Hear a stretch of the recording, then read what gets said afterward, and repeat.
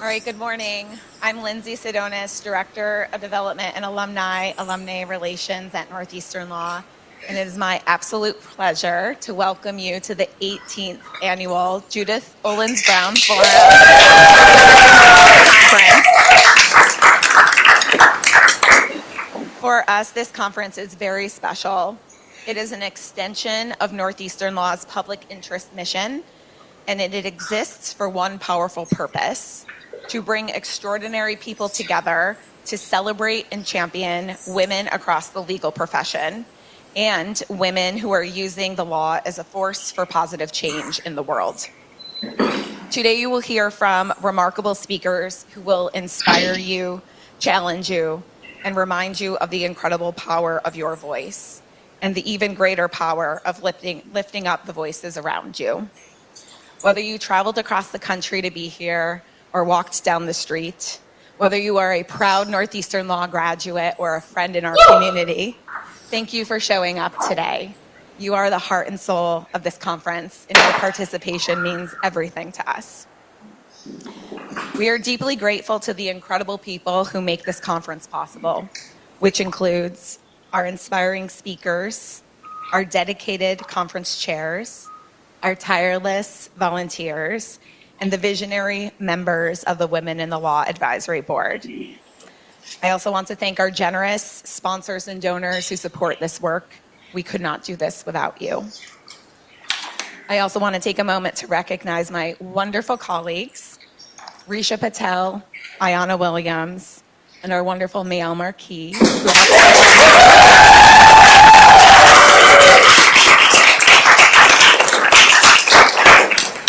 They worked very hard to make sure you all have an amazing experience today.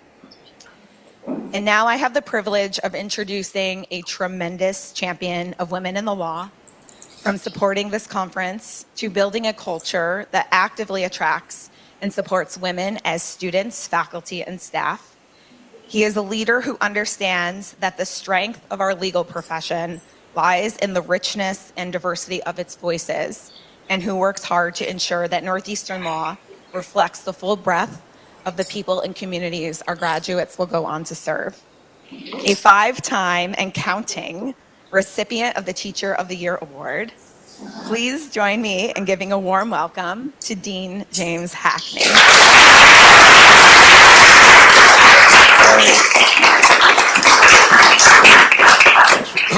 Thanks for that wonderful introduction, Lindsay.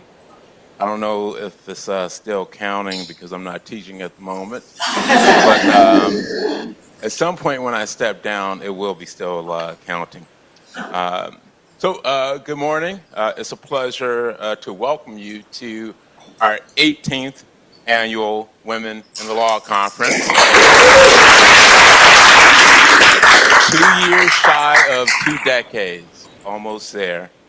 What an accomplishment this is. From the seed of an idea that was planted by Professor Emerita Judy Brown and our very own Mael Marquis, and nourished by so many of you here today.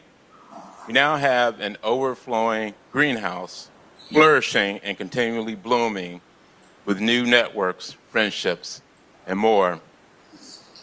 I love the title of this conference, Elevate Your Voice.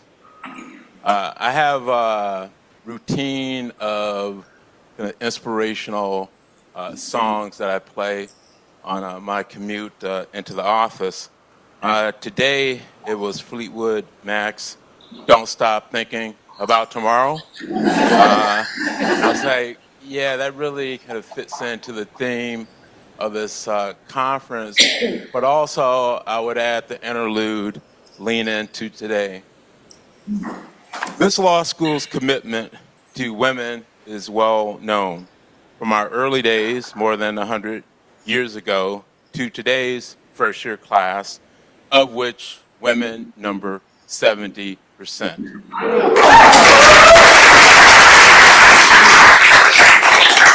We have known that the power of women to practice law and to change the world is unsurpassed.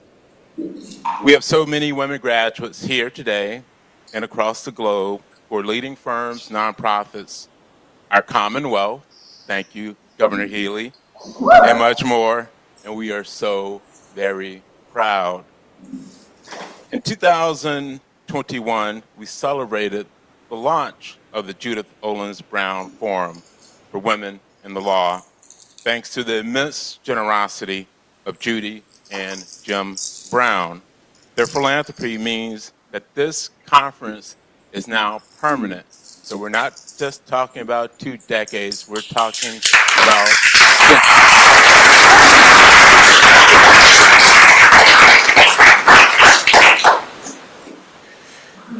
And in addition to their philanthropy,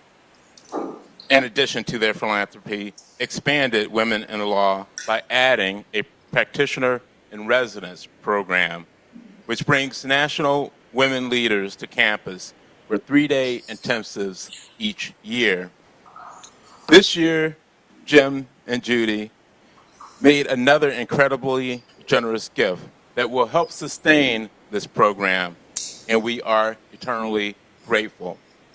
Although Judy and Jim could not be with us here today, I know they are here in spirit.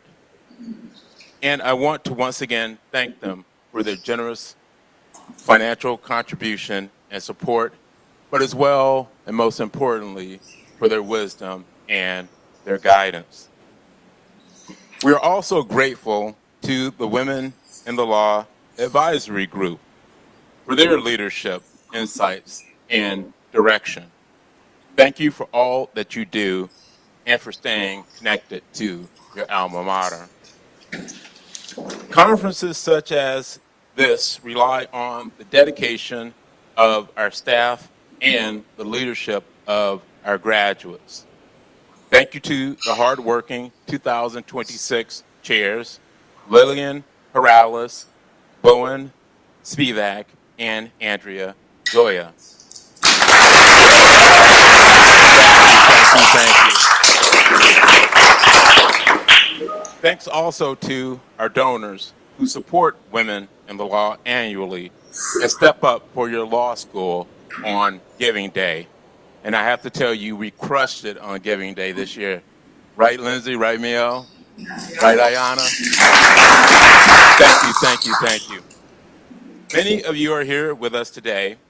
We're grateful for your generous support, which helps to further amplify our work and brings these important conversations to communities throughout the Northeastern Global Network. We're also grateful to our many sponsors who supported the program today. Mio can tell you more about our sponsors, and you'll find them listed in our program. And now it is my pleasure to turn it over to Mio Marquis. Mio.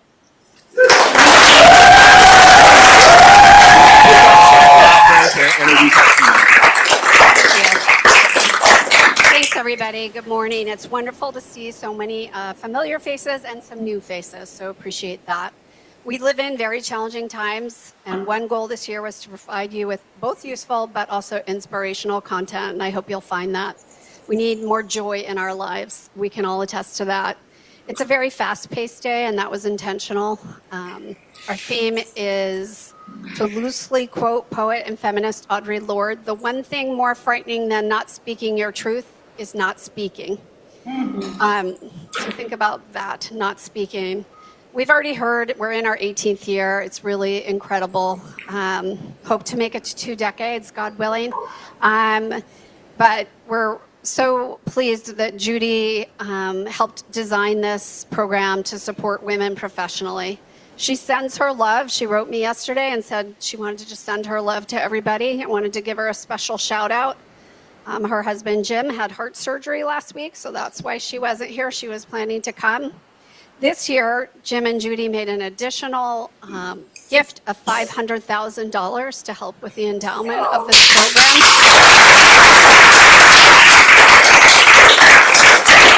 That doesn't mean we don't need additional support, as many of you probably know how endowments work. But we were honoring Judy today with our T-shirts, wear them with pride, and just wanted to give a little shout out to Judy. My deep gratitude to Lillian, Bowen, and Andrea, who've served this year. It's a lot to do on top of some have young children as well as their jobs. We'll say more about each of those three in a minute. Thank you to our speakers today. We really have an amazing lineup. Every person we wanted, we got. That doesn't happen all the time. We couldn't make this happen without sponsors. Truly, that's how we get to have this year in and year out. Our generous sponsors have sustained this program. So, first up, a huge thank you to Somos and Gina Perini, class of 01, for being a platinum sponsor. Where's Gina?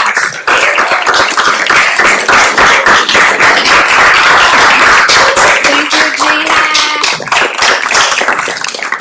So glad you got the pink memo. Thank you to Trident Legal and Sophia Lingos for being a platinum sponsor.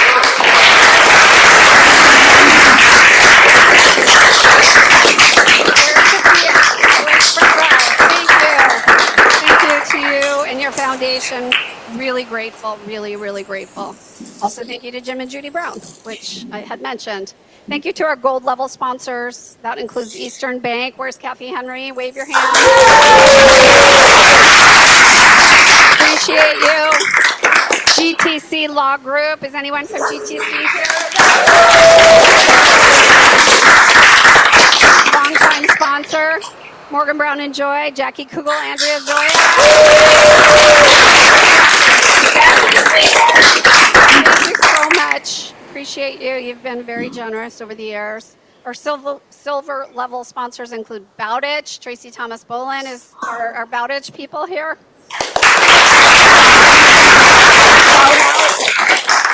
Goulston and Stores and Karen O'Malley. Really, really grateful. Thank you. Justice Law Collaborative. You're going to hear more from Paula Bliss and Kim Dougherty. Where's Paula and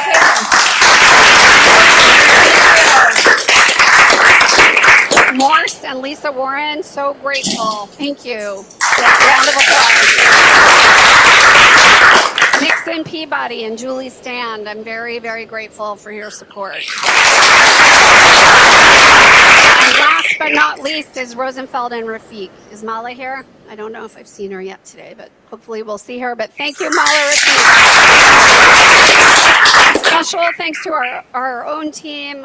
I wanted to shout out Gina Reginini with Central Advancement, Veta, who was helping you at registration, Zoe, Catherine Henry, who's Kathy Henry.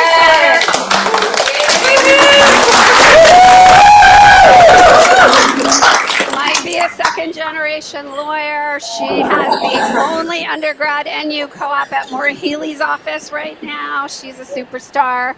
And thank you to Liam Grennan, who's also downstairs at registration. Special shout out to our team, Lindsay and Ayana. Grateful for all the support. We have an incredible team of advisors. If you are here, please stand up. One is Judy Brown. Vanessa Candela is in India. Amy Carlin, please stand up. Kelly Douglas, please stand up. Yumi Grigsby, please stand up. Where's Yumi? Yumi's in the back. Jackie Henry Sr. Jackie Henry. Sophia Lingo. Gina Perini. Juliana Stafford. Where's Juliana? Also got the memo on pink. So next up, I'm going to introduce our three conference chairs and ask them to come up here after I'm done. Lillian Herrales serves as prosecuting counsel at the Massachusetts Division of Occupational Licensure. Say that 3 times fast. Where she prosecutes disciplinary cases for the Division's Board of Registration. Previously, she served as an assistant AG in the Massachusetts Office of the Attorney General for over 15 years, including roles in the Fair Labor Division, where she enforced the Commonwealth's wage and hour laws through criminal, civil, and administrative proceedings. She does a lot of housing cases, public accommodations. Shortly after graduating from law school, she served as a public interest fellow at Migrant Farm Workers Just Project in Lake Worth, Florida, where she developed and litigated class action employment cases on behalf of migrant farm workers. She is admitted in the Massachusetts and Florida bars within the U.S. District Court for Massachusetts and the U.S. Court of Appeals for the First Circuit. When I'm done with all three, I'm going to ask you guys to come up. Next up is Bowen Spivak. She's a retired captain. She's a Newsel graduate of the class of '01. She served for over 23 years on active duty as a Coast Guard judge advocate. During her career, in addition to various legal jobs at units from Boston to DC, she also served in training and logistics, including commanding Coast Guard of the largest training centers in the Yorktown, Virginia, and Coast Guard base on Cape Cod. She currently lives in Alexandria, Virginia, is still an avid Patriots fan, and is excited to be on the class of '01's 25-year reunion committee. Yay! And last but not least is Andrea Zoya, who's a partner at Morgan Brown & Joy. She's a management side employment lawyer who handles a variety of matters facing employers. A significant part of her practice involves providing day-to-day employment law counsel and advice to in-house counsel and human resources professionals. Andrea is a member of the school's Alumni Association Board of Directors. She runs her firm's co-op program. Yay! Is a vice chair of the City Year Boston Women's Leadership Breakfast and a member of MCLE's Employment Law Curriculum Advisory Committee. She has 2 elementary school children, a 9-year-old son, a soon-to-be 8-year-old daughter, Isabel. Yay! Can you 3 please come up here for a minute and just say a few words?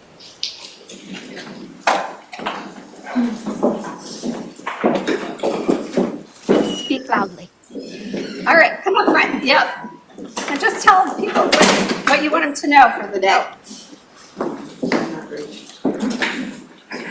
I just want to keep it brief and just say to everybody good morning and thank you all for joining us. It is an honor to have served as a chair for this year's conference. And I want to say how amazing it has been to see it all come together. I remember back in July at our first strategy meeting, just throwing out ideas, brainstorming, possible speakers, many of whom are here with us today. So I'm very excited and I'm hoping that you enjoy the day. You get inspired, as they say, lean forward, and find hope for the future as we get through the days. And these times that we're living through are just incredible. So thank you.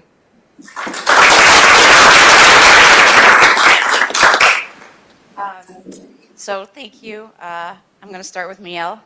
Thank you, Miel. I've known Miel for decades. And I'll just put it this way. To start and build a community is hard work. But to nurture a community is even harder work. And that is Miel. She is, because KCH's daughter, where's KCH? She in the house? KCH, that's what I call her. She's a celeb. Her daughter is even more of a celeb and is wearing, could you stand up and show everybody, an I Love Miel t-shirt?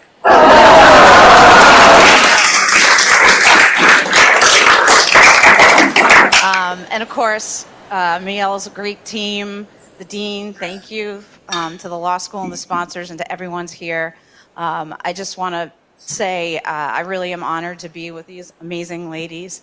And every time I come to one of a Woman in Law event, I feel inspired and lifted up and reminded of the only thing that's more important, I think, than any theme is the fact that we are circles of community that support each other no matter what. So thank you so much. I'm humbled and I appreciate everybody's support today.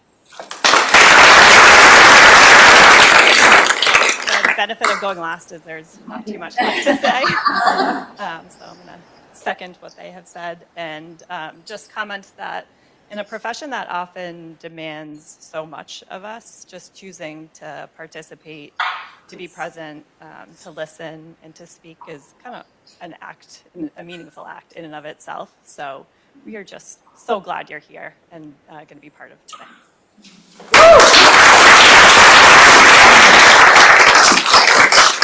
Please accept your bouquets.